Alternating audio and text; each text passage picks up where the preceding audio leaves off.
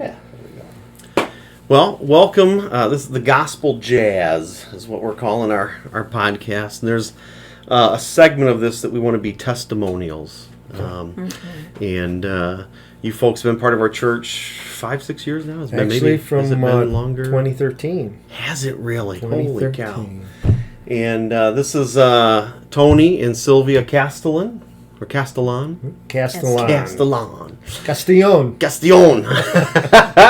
And you guys, sadly, are getting ready to move to the west side of Stanton. So I wanted to get this in, and so the idea, obviously, with the testimonial of just as I told you kind of before we started, my dad's been gone 8 years now, and I think I assume more things about his faith journey than I probably really know, and same's probably true for my mom as well.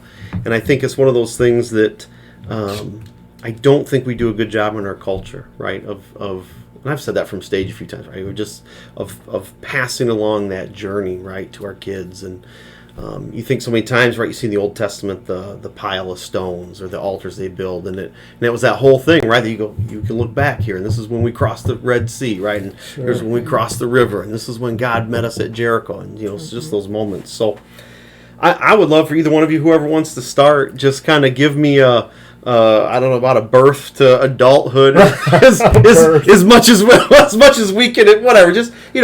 Just a testimony, right? How you came to know Christ, your journey with the church, and again, if there's a certain person or moment or experience that you had that really was defining for you in your faith journey, and then we'll get into some of the more recent history of some of the stories that I know really well about you that I think need to be told so people can hear and be encouraged. Well, then I'll start. Okay. Silvia and I are both. We came from a Catholic background. Okay. And we both, or at least for me, I was born right here in Elma. Okay. So this is hometown territory for me. Cool. Silvia grew up in Elma. I grew up in St. Louis. Okay. We did not know each other in school. When I got out of school and I ran off to Traverse City for my first year, but then I regrouped, kind of a little crazy up there, decided to come down to Grand Rapids to get a little more serious. And so that goes back to about 1982. Okay. And go over to Grand Rapids, and I needed a place to live. And I didn't have, because I had school starting, but my apartment was 2 weeks off. So what happened was my mom, she seems to come to the rescue a lot. But anyway, Mom, I know a friend over there. You can stay at her place. So she calls up, happens to be Silvia's older sister. She calls up Esther and says, "Can my boy stay over at your place for a couple weeks?" Sure, send them down. So there I was, 18 years old, off to Grand Rapids. Okay. And that's where I met her. I met Silvia at 18 years old, and she was beautiful. But she was taken already. That's what.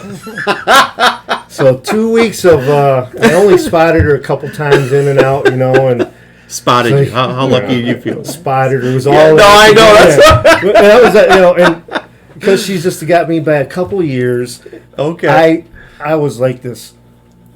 Why is some older woman gonna want this teenage boy like me coming? So that's my feeling, Sure. So. Kind of like never really approached her much on it, and then the next thing 2 weeks was gone, and I went off to my college, and then really 28 years blew by before me and her actually met again. Awesome. During those years, to do with his mom again. Yeah, my mom was the mother, the matchmaker. Yes. Yep. So, but we'll go back a little bit. So there I am in Grand Rapids, and I went there at 18. I get up to about 28 years old. And I had a brother. Once I left town, the Catholic thing I didn't feel right about it. I just need to move on a little bit. I got out of town at that age. You don't really get too involved with church. Yep.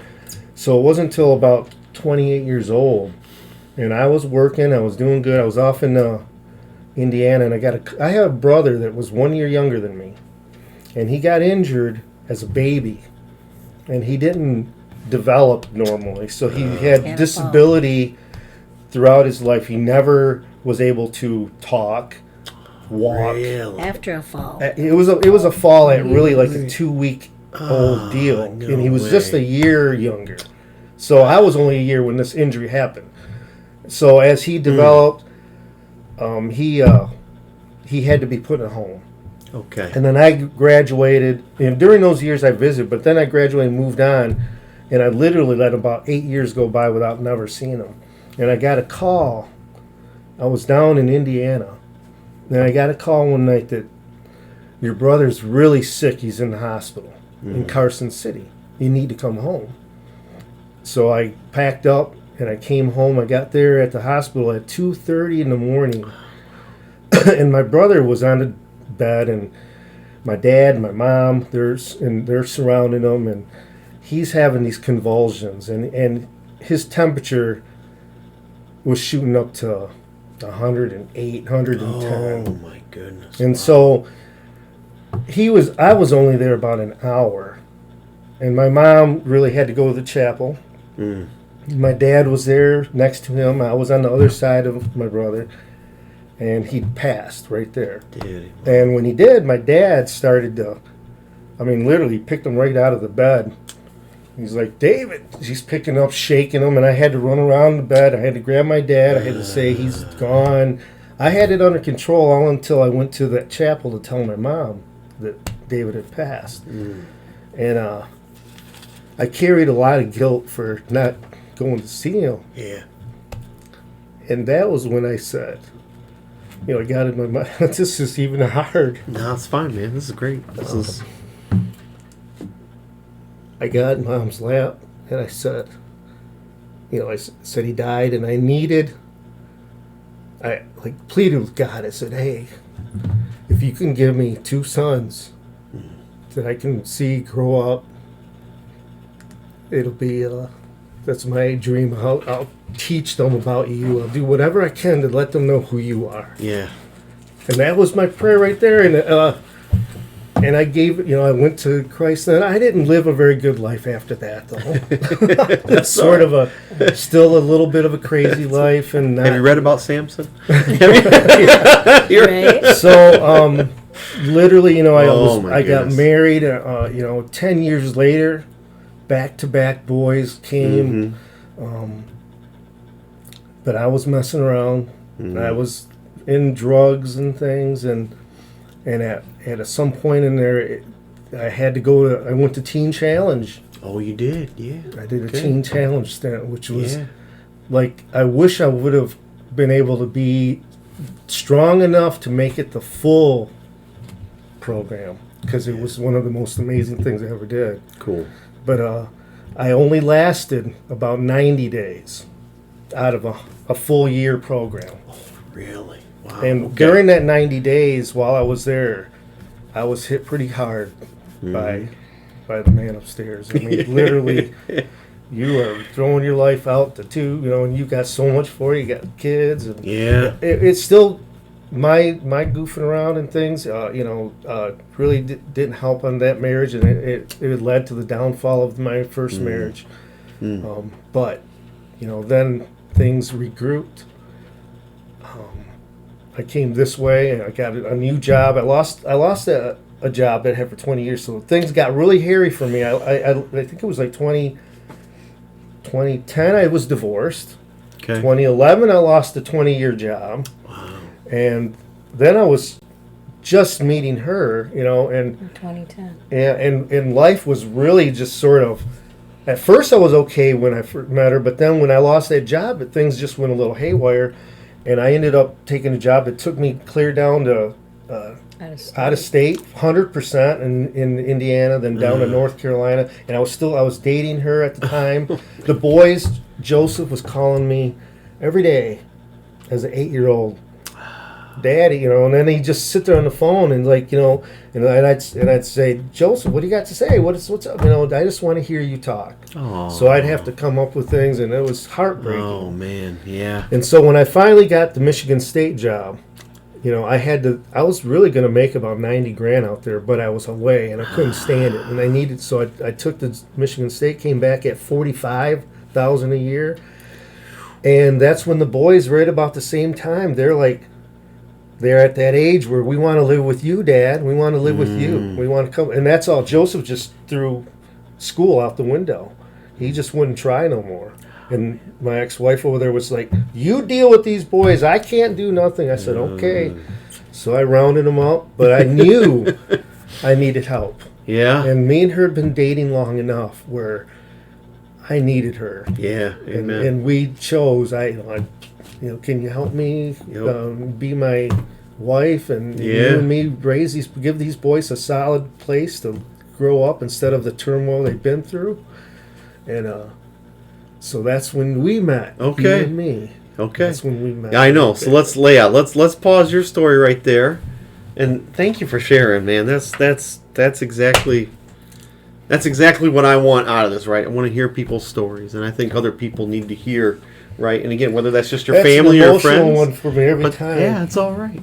My brother. Right. Yeah. His name was David Joseph Castellon. David Joseph, okay. That's where my son David. Yep. And my son Joseph are named after him. Cool. Great boys. Well, Silvia, you. I also grew up Catholic. Okay. And I was taught, about God and His love and Jesus, His Son, and so I was always a believer. But I didn't know until soon after I met Tony in 2010. I think that was like in August, and in the first week of October of that year, my husband left me and my daughter. It was quite a shock. You're going all the way. You said 2010 just now. Yeah, you're rewinding back to 1982. Yeah, that's okay. That happened in 1982. That's right. It's okay. Soon after I met, but I had my oldest daughter, and soon after, actually it was soon after the first time I met Tony, which in 82. And then that year was my husband left my daughter and I the first week of October. It was rough. Yeah, I remember. And we weren't attending church, although the both of us, I think he grew up Catholic too. Okay. And we weren't attending church, so after he left, and I was just devastated, and I was like, I'll bet God's telling me we cannot continue living life without him. Wow. So even though he went his way and didn't attend church, I knew that I had to. Sure. And so I tried a couple Catholic churches, and I didn't really feel welcomed. And then one of my sisters was going to a Bible teaching church, and she said, you've got to really, whatever Bible teaching church you can find, you've got to try it. And wow, the first time I went, it was a Maranatha church. Okay. I was like, I couldn't get enough of that service. It was wonderful. It helped me to learn more about God's Word and just brought it more alive, the pastor there. And so started going to Bible churches and been going ever since. And then I learned that you have to be, John 3:16, to be baptized first by water, but then be born again with the Spirit. Sure. And so I didn't know that as a Catholic. So I started sharing that with her. Got a lot of siblings, and okay. I was sharing it with them, and I was like, wow, once you go to a Bible teaching church, it's just, you don't want to go back. Yeah. And I keep growing in that. And so when Tony and I got together, I was attending Ada Bible Church in Grand Rapids. Are you familiar with that? Yep. Pastor Yeah, because I grew Kevin, up. I grew up over in Holland. So I mean, it's just through passing through and stuff. I'm familiar. Yeah. Yeah, I think his name is Jeff, maybe. Okay. Jeff or Kevin, but awesome pastor. Cool. His church got so full that they built 2 other ones. And even though he wasn't there physically, they had him up on the screen, and those churches still got packed like crazy. Man. He's an awesome pastor. Cool. And so then, when Tony, we were dating well, and we started talking marriage, and then we came over here. and we've got to find a good church over here. So kind of picked a hat, reached into a hat. This one. That's not. Hey, that's. We live close to the church there, Church of Christ, and so Tony's like, "Well, let's try this one." I heard a lot of good things about Church of Christ. Okay. That's Because we wanted good. a pastor to marry us instead of just, friend it. I guess let me pick up the story. I guess a little bit. So 7 years ago was that? 7? Yeah, it was 20 In years. October, it'll be 7 years. So, without getting into the whole history of art, so same thing. I was hired in as the youth minister, but Keith and I were in this transition period, and so that would have been probably towards the end of that. So, I was the lead minister or whatever, and when we got here, you were already. Yep. Remember you guys coming in, and if I could just offer you guys some encouragement, it just, I was like, wow, here's this new couple, and they want me to marry them, and it was like, I gotta be careful. I don't want to offend anybody.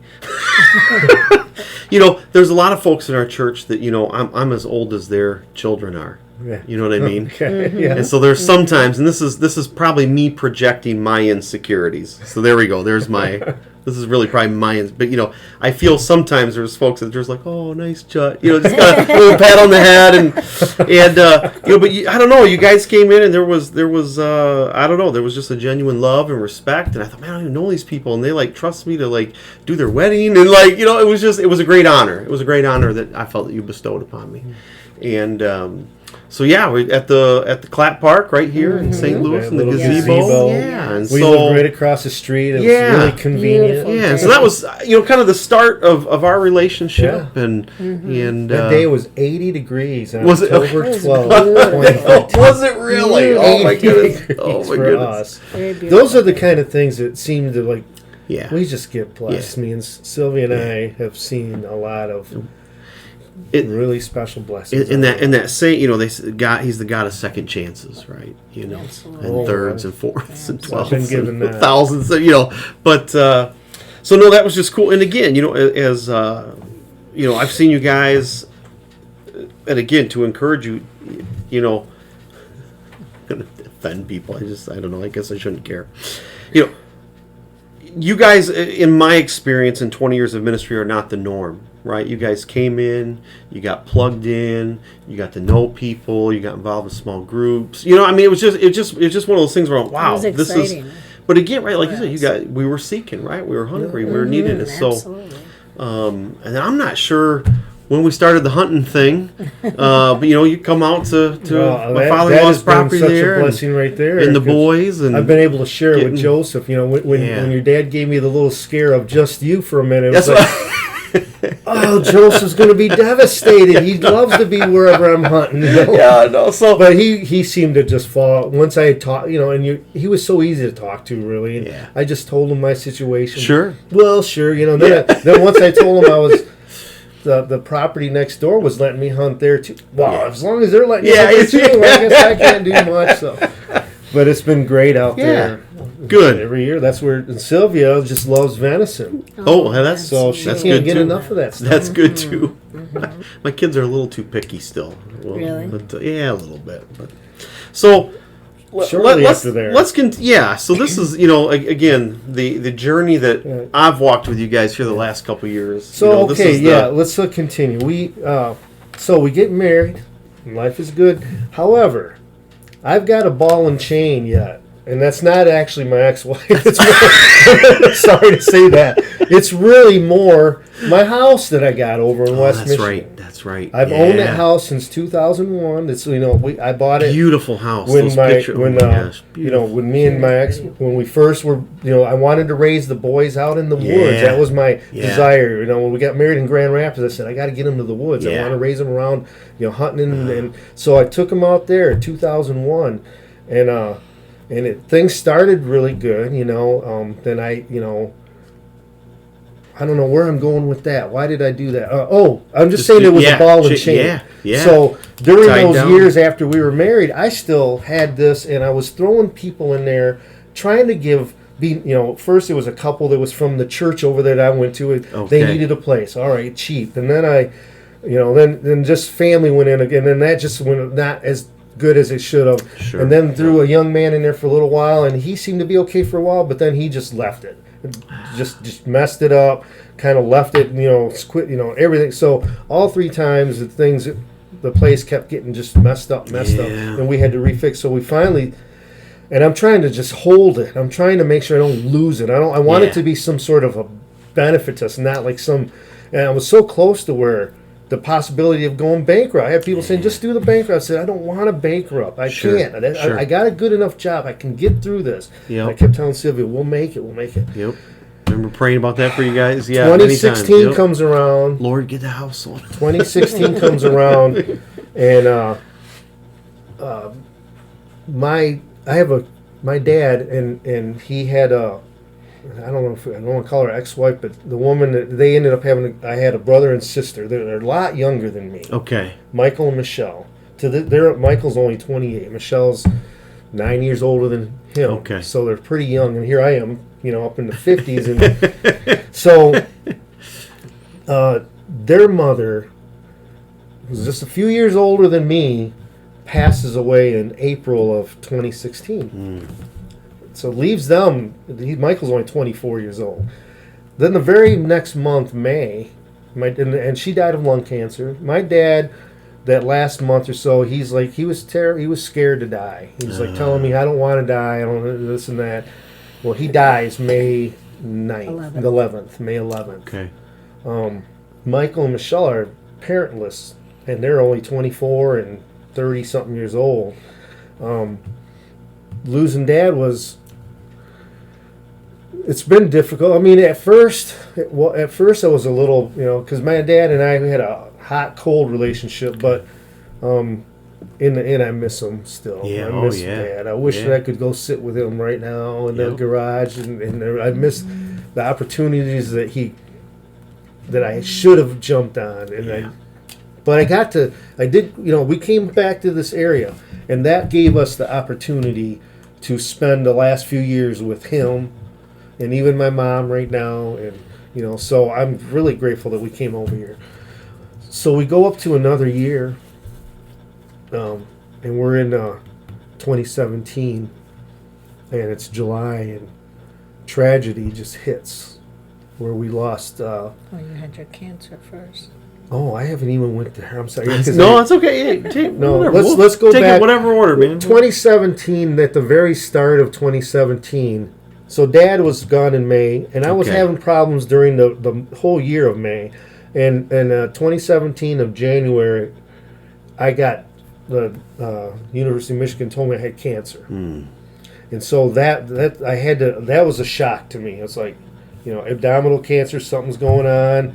You need to deal with that. So we get into February and March. We're getting really ready to do this. And then I got, I was at church. We decided to do the blessing of the laying of the hands on me. And we just felt that was the right thing to do. Yep. And it felt really good to do that. Yep. And so then we go. I'll come back and speak to that in a minute, but keep going. So then we run off, and we get off to this University of Michigan, and this is one of the big moments that you talked about, a moment in the churches. This church is in my life concerning Church of Christ there. Sure. I'm over there, and I'm pretty, all I know is that they're going to go in my abdomen, and I've got cancer in there, and they haven't been able to tell me how much. We're going to have to go in there and see what we run into. We just see some spots in there, and so I've got family there, and Silvia's there, my mom, my sister, they're around, and we're minutes away from going in, and you, man of the hour, Pastor John, and Mr. Brad Vibber show up, and I'm 5 minutes from going in, and I talk about that little prayer right there. The encouragement that gave me, the strength, the courage, or whatever. At that moment, when I was getting ready to go in, you guys showed up and prayed in front of everybody that was just there. Hey, everybody, come on, let's have prayer. That just was amazing to me. So I went in there with a much stronger attitude. Of course, then I get in the surgery room, And the doctor immediately lets everybody in there know that we got a Spartan on our hands. That's what. And I'm at the University of Michigan, of course. But then I have a couple of a nurse comes by. Don't worry, I got your back. Guess what? Yeah. So I get through this thing. I'm gonna have to have 3 months off of work, close to it. And in Michigan State terms or world, it's not considered long-term enough for me to get any real assistance out of this. So I've got to burn up whatever time that I use to sort of to pay. So I have vacation, I have sick time, and I have enough to cover me for a few weeks, and then I'm out. I run out of it, and now I'm physically not going to be able to. I don't have no income coming in. She's got very little coming in. I don't think I was working. She might not even been working then. Yeah. So we're in a position, and I really didn't say much except for I mentioned it, a concern to my boss once. I had a female boss, Sue Alchin. And I was saying, I'm not sure I'm going to handle this. I got a little, and then I talked to a couple buddies of mine that I work with. I said, a little concerned how I'm going to get through this time. I don't got a whole lot of income coming in, and I'm going to be laid up, and that was really it. So I'm home recovering, and I was already getting help from friends that just were coming out of the blue, giving a little hand here and a little hand there, but. We get into my recovery, and it's been about a month or more, and I'm at home, and a couple people from my work show up, from my skilled trades group of friends that the family that I had over there at work. Yeah. And I was floored. Sylvia and I were both floored because they show up with an envelope and say, we put something. Because they made the drive up from Lansing. Yeah, here, they drove up here to St. Louis. Two of them that I hang out with and do things with once in a while. And they said, we got a bunch of people together, and we asked for a little collection and things. We got something for you here, And we broke that out. It wasn't just a little. It was like $5,000. And we were floored. Sylvia's crying. I'm like, I can't. My whole body is just like. I can't believe that they did that. It was like, we stick up for each other. Isn't that awesome? Yep. So, not only that, and then over the other little things, and my sister putting together something. She wanted to do a GoFund. I'm like, no, you're not doing GoFunds for me. She did it anyways. Yeah. So between everything that happened, I had lost probably $10,000 plus in wages during the time I was off. And we literally had over $9,000 plus come in from just friends, people, my sister, family, work. And it was just incredible. How does it? It's like I get the goosebumps right now because it's just those are the reminders that tell you, God's on your side. So He's taking care of it. And she kept assuring me the whole way, and I have that little doubt always, that. Always there, thinking more realistically, and she always thinks the miracle route. Yeah, that's why you guys are a team, right? Yeah. So that was that took us through the So let me back up. So this is again in our tradition in the Church of Christ, and at least this one here, and I think it was the same in the other churches I've served at and been a part of, but. It's that James 5. It says, right, if anybody's happy or sad, or if anybody's sick, call the elders of the church over, right, to anoint them with oil, right? The prayer, offer of faith, and we typically just do that in private. And there was something about, I don't know what it was. I can't even remember specifically about your request, but you said, not only I want the whole church praying for us, And again, not that we don't put prayer requests before the church, but your request, I felt, was out of a place of humility. You know what I mean? It wasn't like that you wanted to be up front, right? It wasn't that and so there was just something that struck. It was such a genuine request. And so the same thing, I asked the rest of the guys, I said, hey, are we okay with having Tony and Silvia both come up here? We'll pray for them. We asked the church to pray for them. And I think that was the Sunday before your surgery. Yeah. And so for me, that's what I remember about that moment, is it being a little atypical for how we do things. But again, I felt that it was asked in the right spirit, you know what I mean, and I think I believe it was done in the right spirit, Well, I've read those passages just several times over my lifetime, and never really applied it. Yeah. And I think it was like just a few months before that, or maybe even sooner, where I saw Bruce go through it. Yeah. Bruce Daniels. Yeah, yes. And that's what, like, me and Silvia just right away, hey, let's do that. It wasn't even a hesitation. Yeah. That'll be something we should do. That'll help. Just there was no That's doubt cool. right from Okay. But no, so now, sorry, keep going. we have seen this miracle happen. We're getting through, and I'm just about probably ready to get back to work, and we're in 2017 of July. Okay. And we get a call from Texas that our granddaughter, Liddy, 16 years old, is gone. Yeah. And that was tragedy just beyond words at that time. I mean, I don't know if you want to contribute what you went through there, but I know I was at work when I was called, and Silvia was with family over at Cedar Springs, and I was in Lansing working on Saturday morning, I believe, and when I got the call, it was my son-in-law just telling me, you got to come home, you got to come now, you got to come now. I was like, why?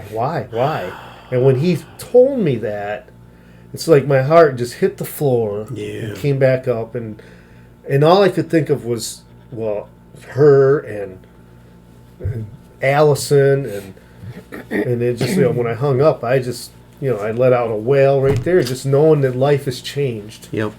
Life is different now, just from that moment. And you got anything to share on that? Because Allison is your daughter. My oldest Yes, daughter. your oldest. She's 40 in that 40, range right now. 40. Okay. We're at 40 right now. Yeah, that was tough. And all I could focus was on the times spent with her.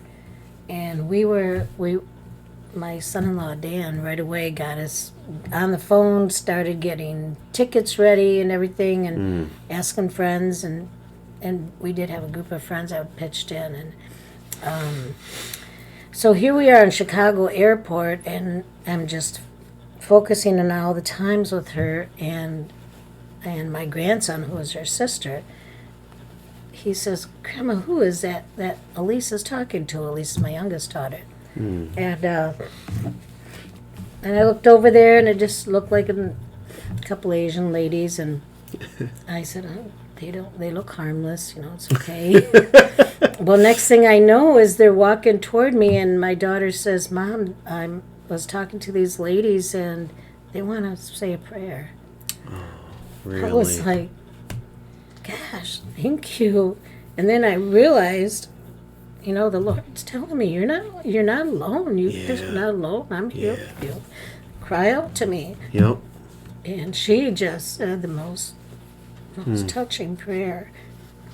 Awesome.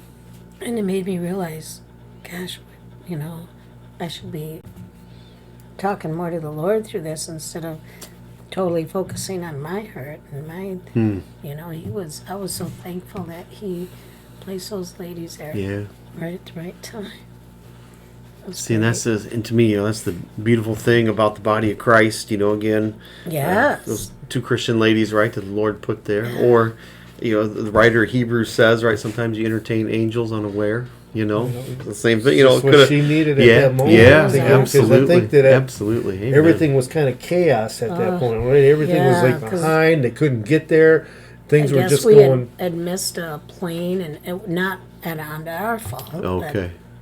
It was just, and those ladies came just wow, that's at amazing. the right time. It was cool. It was such a miracle. It was awesome blessing. Very cool. So that's been probably. I mean, that's only 3 years ago. So we still at times have this struggle with having her gone, and then Isaiah and Isaiah and Allison. Isaiah was the old, he was here with us. I don't know if you remember Isaiah. Yeah, a little bit. Yep. Her older met him once brother, or twice, but yeah. He struggles a lot with this whole situation still. Losing her. He's back there with Allison right now. But he has I think it's epilepsy or seizures that he struggles with. So he's not been they're able. in Texas, right? Yeah. And San Antonio. maybe moving. We're praying that we want to and put that praying. on you to help pray that they'll come home Yes. because she's over there. I think just the other day Isaiah had a a seizure, and she And when they witnessed hit, it's like one comes after the other. So like Yeah. five And when of she them saw would- it, it just terrified So her. many And then I others. think she called Silvia, and she's like, crying, like, Yeah. is this her life of Yeah. dealing with, how Isaiah's just struggling so much? Is she going to have to deal with this? Oh, and then Sylvia began to let her know that, your support is here. Yeah. Not only, you got God there, to support you, Sure. but we're over here. But the family, yeah. Sisters, Yep. we're all over here to support you, so you don't do it alone. Yep, absolutely. We know you love Texas. We know that, but Isaiah has this desire to come back around family, and it's almost like he needs that For sure. so much more desperately than the sun in Texas right now. Yeah. And so that's our prayer right now as they come back. Okay. Sooner or later, someday they might come around in July here just to visit at least. visit. Maybe even were they coming I for think the first week of August. Oh, so they won't be there for 4th of July, No. but. Yeah. So, I think we're getting close. 2019, okay, 2019, I'm carrying debt, but I'd sold the house. Yeah. Okay. Yeah. Good. I was thinking about that. I'm like, did we ever wrap that? No, the house Launching, got yes, unloaded. yes. Yep. And I had like some federal debt still, quite a bit that I Okay. had to, and Sylvia was ready to move. We got rid of the house last year, and she was like, let's move it. I said, I really can't. We can't. I need, and that's what I did. Over the year of 2019, I got rid of all debt. Awesome. So when we got Great. here to 2020, I had nothing that was really hindering Hanging it no over your more. head. Yeah, good, we didn't have good. we didn't have to wait for a house to be sold. Yep. We had a little enough money to just have for a down payment Yeah. on it, and Amen. and we were able to buy a house of dreams. We have a Awesome. house on a lakefront, 84 foot of lakefront property. And there's maybe a quick story there too, right? Because as you were telling me, you looked at the outside of the house because with all the COVID stuff going on, you couldn't actually Yeah, go we in couldn't. it. But as our state was getting ready to open up, right, that was going to open up to realtors showing the houses next week That or next that day. or that next couple day. days, Okay. And so you guys put an offer on the house, without right? even going in Without the even- place. Right. Peeking in the window. I said, most people don't do this, silly, but we're going to do it. Well, that's you'd have to go through inspections, but still, I don't know, it's still pretty cool The though. deal, it was a still 2-year-old pretty cool. house, and I knew that it couldn't have a whole lot of problems. Yeah, And yeah. as pretty as it was outside, and as pretty as the pictures that we saw, Yeah, and none of us are regretting. Yeah. Even our kids are just bouncing off walls. And what's thrilling to us, we have 6 kids and half a dozen grandkids. I don't know, somewhere in there, but that place is going to be where we can draw them all together. Yep. And we do have a couple of Amy, one of our daughters, with a couple of our grandkids, Thomas and Ava. They've been to our church before. Okay. Yeah. They are going to move in with us because she needs a little help. Fantastic. And so she's going to be there with us. Fantastic. And that's going to give us the opportunity to give Thomas and Ava and Amy a little bit of Just some breathing. church. Yeah. Yes. Some Breathing room. Yeah. Because, they're coming from Lowell, where they happen to be downtown Lowell, living up in the businesses above the downtown Yeah. businesses with no yard or no Yeah. nothing. They've been there for a few years. So they're just thrilled Those that they kids got aren't gonna know what to do. little Thomas. I'm going to tell the story. Thomas is like, I'm a little concerned. Me and Silvia are down there by the dock or whatever. Yeah. And I'm like, so if Thomas falls off this dock, the water's 6-7 feet deep, and Okay. Thomas is 8 years old. Ooh. Is he going to be able to swim? Okay, is he going to be okay and things? And oh yeah, he swims all right. So she goes and tells Thomas this. Then Tony wants to know, if you fall in off this thing, are you going to be able to swim? If it's over your head. Oh yeah, I can swim in 32 feet of water. Oh, all right. Oh man, you got a Navy SEAL on your hand there. Man. Yeah. He just throws out the That's number. okay. It's Yeah, just- whatever. Yeah, that's all feet of right. water. Tough guy. Anyways, that's our story in All a right. nutshell. And this is she's been my most prized treasure gift that God's ever given me. Yeah, Because she amen. brought a peace and my level of stress and all that anxiety that I had in life melted away as Yeah. I've got her in my Amen. life. Awesome. 2 last questions. We kind of answered the one you said a little bit there, but and again, this is just because you guys are moving, and I don't know, maybe this will be questions for this segment. I don't know. We're making this whole podcast thing up as we go. So, but in your 7 years at the St. Louis Church of Christ, what's maybe one of the most life-giving moments? I'm going to just share the one I did share it. I told you, like the one with you and Brad showing up at the opportune last couple minutes before they're going to drag me into that surgery, and that just perfect timing. I mean, I looked at it was just one of those, another thing from that God just gave me before I went in. I mean, I felt like, you guys are coming from a long ways. We're all the way in Ann Arbor, and I'm getting ready to go in surgery, and you show up right there 5 minutes before I'm going in. It's like, how better perfect timing? That's just an answer to settle me down, because I was going in a little bit anxiety, And let me just tell you, and this is not to heap a ton of praise on Brad, because he's a humble guy and he wouldn't want to take it anyways. But say that when my dad passed, it was the night of the viewing. And same thing, we're 3 hours away from here, from St. Louis, and that night in the funeral home, here comes Brad around the corner, and I mean, it was just, the same thing. I'm seeing old people from church I grew up in as a little kid. I'm seeing all these people, but it was like, That's man, you great. took the time. And he did the same thing for Gary when Gary's dad passed away down in Indiana. Same thing, 3.5 hour drive, and just. And again, and that's, to me, the importance of these questions are not to, right, because as Christians, right, we give all the glory to God, right? It's not about, but it's those acts, what was done, right? And, so for me to hear that, my encouragement as a pastor of going, man, I really need to make sure I don't miss those hospital calls, right? Those times for surgeries. Because they do mean a lot. Yeah, and again, if we're just having a moment of honesty here, for me it was like, let's. Brad's like, hey, can I go along? Yeah, sure, let's go down to Ann Arbor. Just. I don't want to say I didn't think much of it, but it was just like, And then you showed up right there 5 minutes before, and it was like amazing. Perfect. It was like. Well, the week before that, I think what really helped is just having us go up front. Yeah, and cool. The laying on hands. That was cool. Yeah, that gave me blessing. courage more, and more of a things will be okay. Yeah, excellent. Yeah, absolutely. Sylvia, one of the more or most life-giving moments of your.